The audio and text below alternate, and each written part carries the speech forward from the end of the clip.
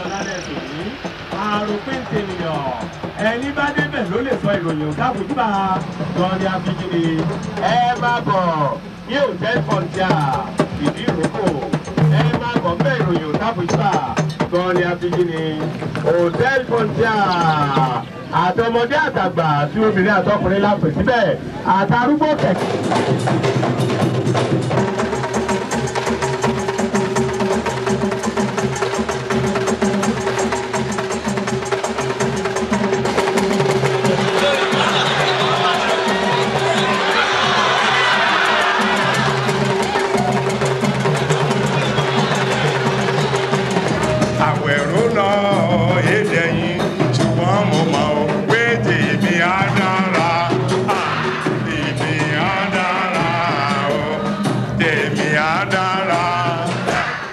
Meet Chief Hubert Ogunde, showman extraordinary, and father, or Baba as we say, of the Nigerian popular traveling theatre.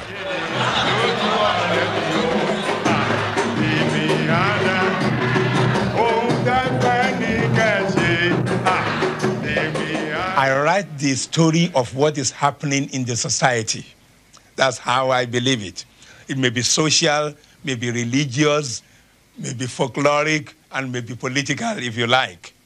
But to me, the theater is to reflect the image of the society in which we live.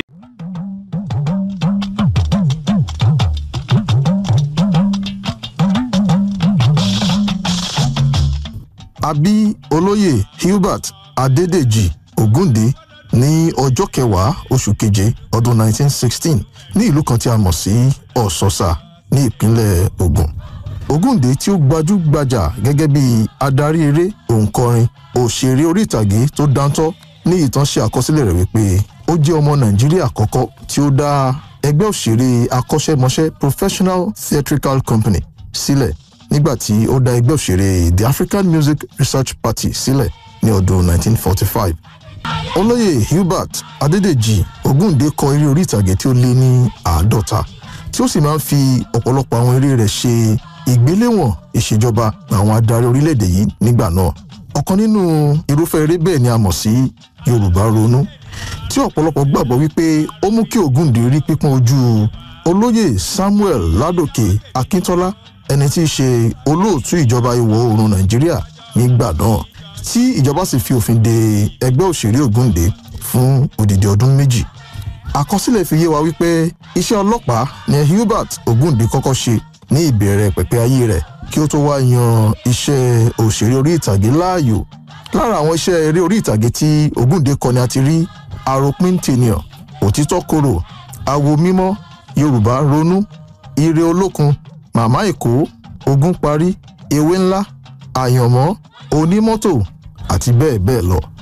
Àkọsílẹ̀ fi yé wa wípé Olóyè Hubert Adédèjì Ogunde ní ìyàwó tó lé ní 10 àti ọ̀pọ̀lọpọ̀ ọmọ. Ṣé wọ́n ní a kì í gbé àwòrán gẹ̀gẹ̀ ká má fọwọ́ rẹ̀ tì síbì kan?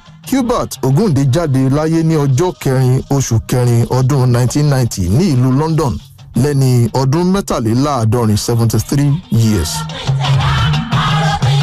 Then you can imagine what it would be to tell people to pay 2 shillings and 1 shilling to go and see a spectacle. To them, you don't need to go and pay to see a show, because the masqueraders dance in the streets free of charge. That was our traditional show. And so for somebody to close the door of a room and stand at the gate and say people should pay money was something they could not imagine. But gradually, those who did come to see the show went back to tell the people, oh, it was a good show, and they were coming and coming and coming. But no Nigerian is prepared to just sit and watch a show. Our audience may be a bit different from the white audiences I've seen, in that our audience will really talk back to you. They'll speak to you. They will even say some words for you to say back to them. And so you can know the way they are going. Unlike in Europe or in Britain, where people just sit down quietly like that and watch. Here, the audiences are part of the show. It's not possible to make an audition for a wife before you marry her anyway. And so you cannot say, I want to marry you, come, I do an audition for you. No. I marry my wives before ever they come into the theater, before I bring them onto the stage. But I know, usually, I don't marry any woman in Lagos.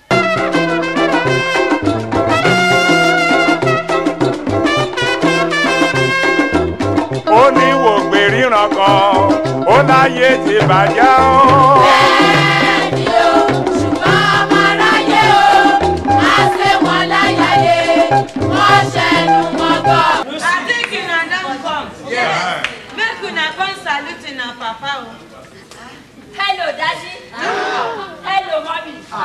Yes. Not the salutation like that, oh. Which kind of woman, you go lean down. Man, you go bend down. You go lie down like You don't know, say, here in the Africa, traditionally, we dey talk.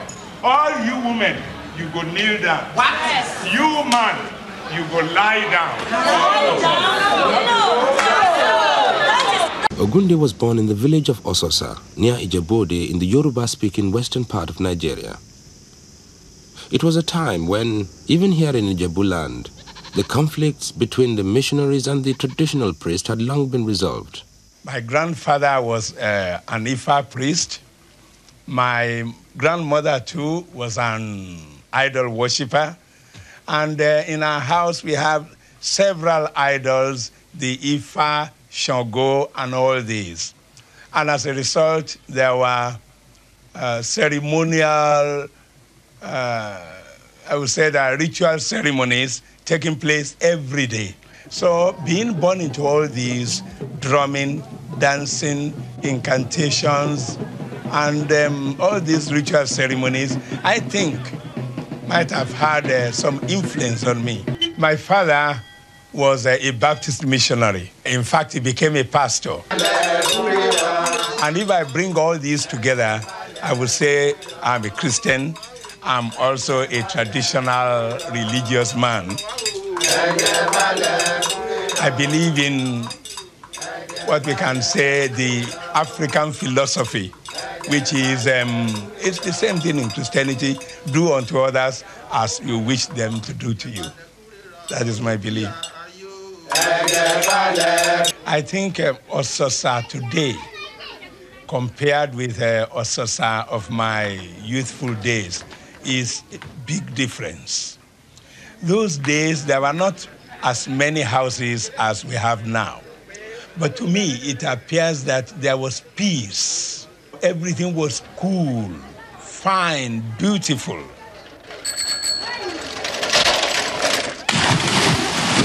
But now, nobody cares. Now, everybody in a hurry.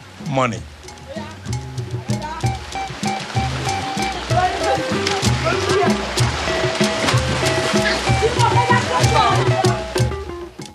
And I think I thank God today that I didn't go to that college or university at all, because I could have possibly been exposed to some classical way of life or some classical way of doing drama that I could not have been able to do what I'm doing today.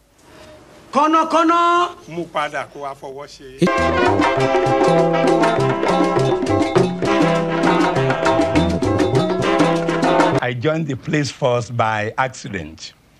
I was on holidays from Ijebu, and I went to Ibadan. Then I was just going on the streets one day, and I saw a crowd of people, many people were standing. Oh, I inquired, what were they doing there? They said policemen were being recruited. Oh, then I said, policemen? I like it. Then I joined the queue. Again. Go back again. About 10 minutes later, the superintendent of police came out and said, line up, line up, line up, line up.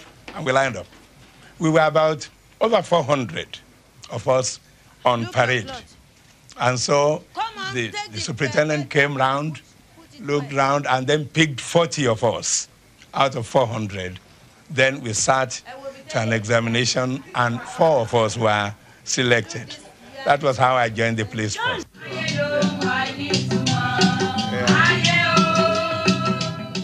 Ogunde in the recording studio in Lagos, laying down tracks for his latest single. The tenor drum.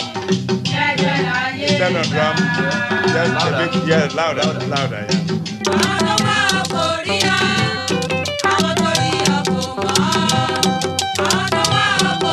Ogunde's theatre has prospered since those early days in the 40s, and others have followed this path. Most of them, like Ogunde, have been writer-actor-managers, giants in their own right. Men like the late Kola Ogumola, the late Duro Ladipo, Moses Olaya, and Oyin Adejobi. 40 years ago, there was no professional theatre in Nigeria in the strict sense of the word. Today, there are over 30 struggling traveling companies in just the Yoruba-speaking area of Nigeria alone. During those years, Ogunde's own company has constantly adapted and changed its style and subject matter. In the late 40s, for instance, the young Ogunde was influenced by the nationalism of such men as Dr. Nnamdi Azikiwe, later to be Nigeria's first president, and Chief Obafemi Awolowo. He started to write plays that reflected the new political awareness of his time. In fact, when he took his play Strike and Hunger to the tin mining town of Jos, the colonial authorities reacted. And when the play started, police came on the stage and scattered the actors and actresses and scattered the audience and arrested Ogunde and a few of his artists as well. And of course, the nationalist press notified the whole country immediately with screeching headlines. It became a hot public debate for days. Their darling had been captured by these very cruel people, by these colonial masters. And this, of course, helped Ogunde immensely. Independence came in 1960. But Ogunde's clashes with the authorities didn't finish with the end of the colonial era. He continued to be critical of the new African rulers. In 1964, he wrote a play called Yoruba Ronu, meaning Yoruba Think. Although set in ancient times, it was in fact a bitter comment on the then current struggle between two Nigerian politicians competing for power, Chief Obafemi Awolowo and his protege, Chief S.L. Akitola. They invited him to write a play for the inauguration of the cultural arm of their party, and he agreed. And when he put on the play, they thought he was going to show a nice cultural show on Yoruba custom, and he started attacking them. The premier and the ministers realized that he was attacking them, and they all got up and walked out. And he continued with the play, and it was immensely enjoyed by the public and the audience. And a few days later, he was banned. This time, he did not go to press. It was the press that protested on his behalf. This banning order lasted right up to Nigeria's first military coup 2 years later. But before then, in the 50s, Ogunde had developed what was later to be called his concert party style. Again, he was responding to the people's changing mood.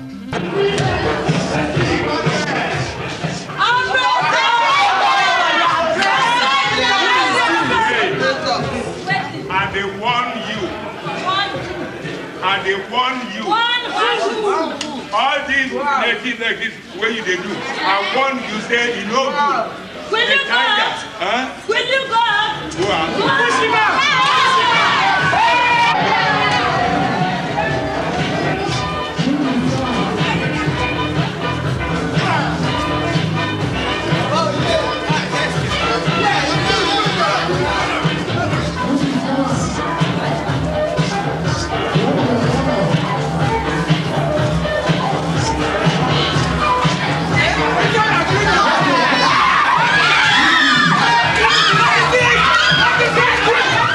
But in the 60s, Ogunde changed direction again.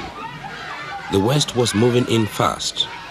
Nigerians wanted to remember and record the old ways before they were changed beyond recognition. So we return to Aroquintenia, written in 1964. The sad tale of the poor Efutajo, condemned to exile in the forest for having given birth to a stone. We take up the story many years later when a strange young boy is found by the river and brought to the king's palace.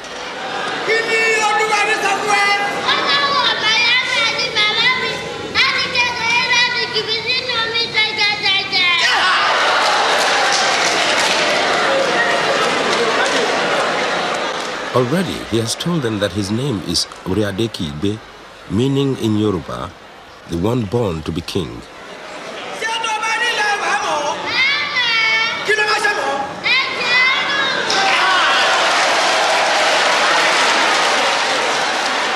Shortly after, the king summons his people to the palace.